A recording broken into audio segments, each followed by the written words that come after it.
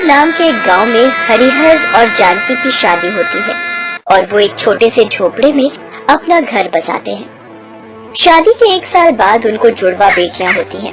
अरे वाह, देखो जानकी, हमारी बेटियां कितनी खूबसूरत हैं। हाँ जी, देखना, ये दोनों जब बड़े होंगे तब घर के बाहर रिश्तों की लाइन लग जाएगी। ये तो तुमने बिल्कुल सही कहा जानकी। हम दोनों इन दोनों से बहुत प्यार करेंगे, अच्छी तरह खिलाएंगे, अच्छे स्कूल में कॉलेज में पढ़ाएंगे, अच्छे से परवरिश करेंगे। हरिहर और जानकी की आंखों में बहुत सारे सपने थे, मगर उनको क्या पता था कि उनके सारे सपने टूटकर चूर-चूर हो जाएंगे। हरिहर दोनों बेटियों का नाम रखता है। बड़ी बेटी का नाम होता है पूनम और छोटी बेटी का नाम होता है पूजा। पूनम और पूजा के दाहिने हाथ में बर्थ मार्क है। जानकी हरिहर से कहती है, देखो जी, दोनों के दाहिने हाथ में बिल्कुल एक जैसे दाग हैं। अच्छा ही तो है, जुड़वा बच्चों को ऐसा होता है, इससे पहचान करने में आसानी होती है। पूनम और पूजा थोड़े बड़े होने लगे। वो दोनों एक दूसरे को बहुत ही प्यार करते हैं, एक दूसरे के साथ खेलते हैं, कभी कभी झगड़ा मारपीट भी करते हैं। हरिहर और जानकी ये सब देखकर हंसते हैं और प्यार से दोनों का मन भर जाता है। ऐसे ही हंसते खेलते 3 साल बीत जाते हैं। दोनों में बहुत ही ज्यादा बॉन्डिंग है। दोनों की तबीयत एक साथ खराब होती है। देखो जी, दोनों में कितना प्यार है, तबीयत भी एक साथ ही खराब होती है। जुड़वा है ना, सुना है जुड़वा बच्चों में ऐसा होता है। एक दिन हरिहर जानकी और दोनों बेटियों को लेकर नदी किनारे वो लोग पिकनिक मनाते हैं, खाने पीने लगते हैं। पूनम और पूजा बैडमिंटन खेलने लगते हैं। चल पूनम, बैडमिंटन खेलते हैं। हाँ हाँ चल पूजा, बहुत मजा आएगा। ठीक है, खेलो खेलो, मगर नदी के ज्यादा पास मत जाना, गिर जाओगे। ठीक है पापा। वो दोनों बैडमिंटन खेलना शुरू करते हैं। कुछ देर तक तो सब कुछ ठीक ही रहता है, मगर एक बार पूनम जोर से मारती है और पूजा नदी के बहुत पास चली जाती है और उसका पैर फिसल जाता है और वो नदी में गिर जाती है। बचाओ, माँ बापू बचाओ। हरिहर और जानकी दौड़ कर आते हैं। पूनम चिल्ला चिल्ला कर पूजा को पुकारने लगती है, अरे अरे कोई बचाओ मेरी बच्ची को, कोई बचाओ मेरी बेटी को, अरे कोई बचाओ। मगर बहुत देर हो चुकी है। पूजा तेज नदी में बहती चली जाती है। वो किसी भी तरह एक पेड़ की डाल को पकड़ने की कोशिश करती है, मगर पकड़ नहीं पाती। वो डूबती चली जाती है और बेहोश हो जाती है। वो बहते हुए इतनी दूर चली जाती है कि हरिहर और जानकी उसे देख भी नहीं पाते। वो लोग एकदम से टूट जाते हैं। जानकी रोने लगती है, मेरी बच्ची, मेरी बेटी कहाँ गई तू? लौट आ पूजा, लौट आ। हरिहर तभी पुलिस के पास जाता है और पुलिस को सब कुछ खुलकर बताता है। पुलिस तुरंत एक टीम भेजकर पूजा को ढूंढने की कोशिश करती है, मगर दूर दूर तक पूजा का कोई नामो निशान नहीं मिलता। सॉरी हरिहर जी, आपकी बेटी नहीं मिल पाई। अब हरिहर भी रो पड़ता है। जानकी में अभी बात करने की भी ताकत नहीं है। पूनम एकदम से शॉक में चली जाती है। उधर पूजा बेहोश होकर बहती चली जाती है और नदी में एक घाट में आकर रुकती है। उसी घाट में उस वक्त एक अमीर आदमी पूजा करने आया हुआ था। वो पूजा को देखता है। अरे ये कौन बहकर आ रहा है? वो आदमी पूजा को गोद में उठाता है और उसकी पल्स चेक करता है। ये जिंदा है, ये जिंदा है। वो आदमी खुश हो जाता है। वो पूजा को लेकर अस्पताल जाता है। अस्पताल में पूजा का इलाज किया जाता है और पूजा को होश आता है। डॉक्टर साहब जब पूजा का नाम और पता पूछते हैं तब पूजा कुछ नहीं बोल पाती है। वो पहले का सब कुछ भूल चुकी थी। डॉक्टर साहब उस अमीर आदमी के पास जाकर कहते हैं, मिस्टर आहूजा, इस बच्ची को तो कुछ याद नहीं है। ये अपना नाम पता कुछ भी नहीं बता पा रही है। अब क्या होगा डॉक्टर? ऐसे केस में ऐसा होता ही है। ऊपर से ये बच्ची है, इसे अब सब कुछ याद आना करीब करीब असंभव है। सिर्फ किसी बहुत बड़े शौक से ही इसे सब कुछ याद आ सकता है, वरना तो कोई होप नहीं है। डॉक्टर, मेरे पास इतना पैसा है, धन दौलत है, मगर कोई बच्चा नहीं है। मैं इस बच्चे को गोद ले लेता हूँ। वो आदमी पूजा को गोद ले लेता है। इसके बाद बहुत समय बीत जाता है। उधर पूनम अभी जवान हो गई है, मगर वो लोग अभी पूजा को भूल नहीं पाए हैं। हरिहर और जानकी हमेशा पूजा के बारे में ही बात करते हैं। उस घटना के बाद से दोनों जैसे अंदर से टूट गए हैं। दोनों ने पूजा को ढूंढने की बहुत कोशिश की, मगर कोई लाभ नहीं हुआ। मगर अभी भी दोनों के मन में एक आशा है कि एक दिन तो पूजा जरूर मिलेगी।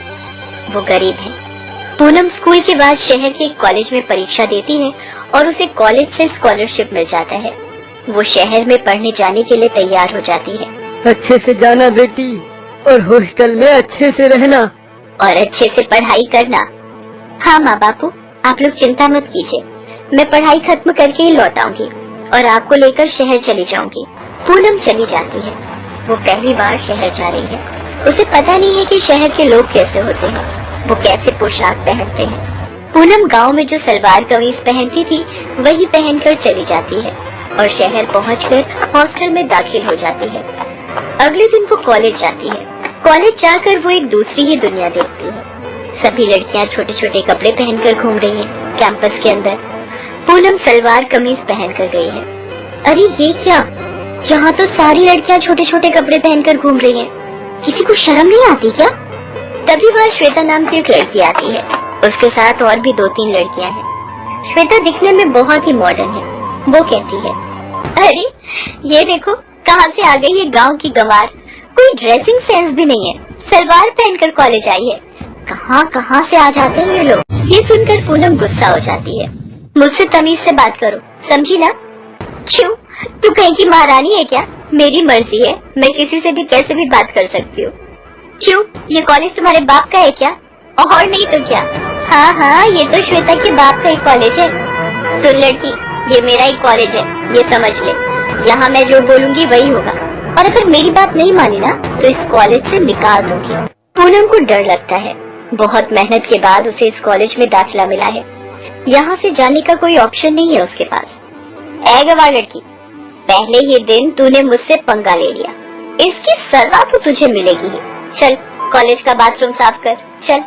श्वेता पूनम को पकड़कर कॉलेज के बाथरूम में ले जाती है। पूनम चुपचाप बाथरूम साफ करके देती है।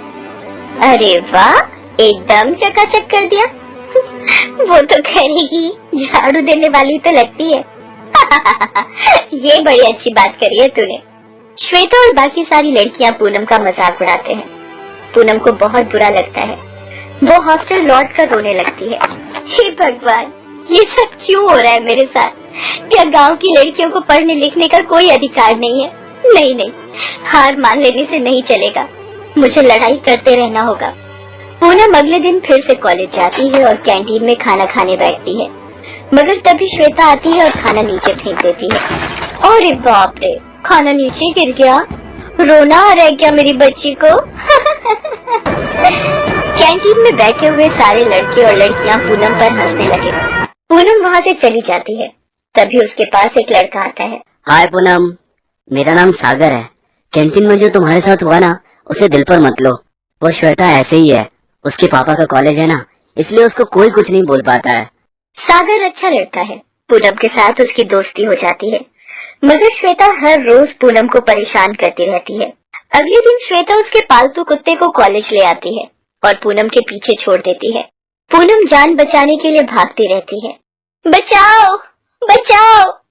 वो कुत्ता भौंकते हुए पूनम के पीछे दौड़ता है। ये देखकर श्वेता और उसके दोस्त हंसने लगते हैं। पूनम कॉलेज से निकलकर एक बस में चढ़ जाती है। इस तरह वो उस कुत्ते से छुटकारा पाती है। उसी रात को पूनम को बुखार आता है। वो बुखार के मारे तड़पने लगती है। उसी रात श्वेता को भी बुखार आता है। वो भी तड़पती रहती है। अगले दिन पूनम बुखार लेकर ही कॉलेज जाती है और उसे पता चलता है कि श्वेता को बुखार होने के कारण वो आज कॉलेज नहीं आई है। पूनम अपने ही मन में सोचती है, अजीब है, कल मुझे भी बुखार आया था और श्वेता को भी, ऐसा कैसे हो सकता है? अगले दिन श्वेता कॉलेज आती है और फिर से पूनम को तंग करने लगती है। कभी पूनम से वो अपना सामान कैरी करवाती है तो कभी अपना जूता साफ करवाती है। ऐसे ही 2 महीने बीत जाते हैं। कॉलेज से सभी को पिकनिक पर ले जाया जाता है, और वो भी नदी के किनारे। नदी किनारे पिकनिक के बारे में सुनकर पूनम डर जाती है, क्योंकि उसे बचपन की घटना याद आ जाती है। मगर सागर उसे मना लेता है। पूनम को अभी तैरना आता है। फाइनली वो पिकनिक पर जाती है। पिकनिक में सभी बहुत मस्ती कर रहे होते हैं। वहाँ पर भी श्वेता पूनम को परेशान करती है। उसका सामान वो पूनम से कैरी करवाती है। ऐसे ही सब कुछ चल रहा होता है। श्वेता अपने दोस्तों के साथ बैडमिंटन खेल रही होती है और तभी नदी के पास जाकर पैर फिसलकर वो नदी में गिर जाती है और नदी के स्रोत से बहने लगती है। सभी चौंक जाते हैं और नदी के पास आ जाते हैं तभी पूनम चिल्लाती है, श्वेता, श्वेता मैं आ रही हूँ श्वेता। श्वेता नदी के पानी में बहती हुई चली जा रही है। पूनम चिल्लाकर नदी में कूद जाती है। नदी के आसपास बहुत सारे लोग खड़े हो जाते हैं, मगर कोई भी पानी में उतरने की हिम्मत नहीं करता।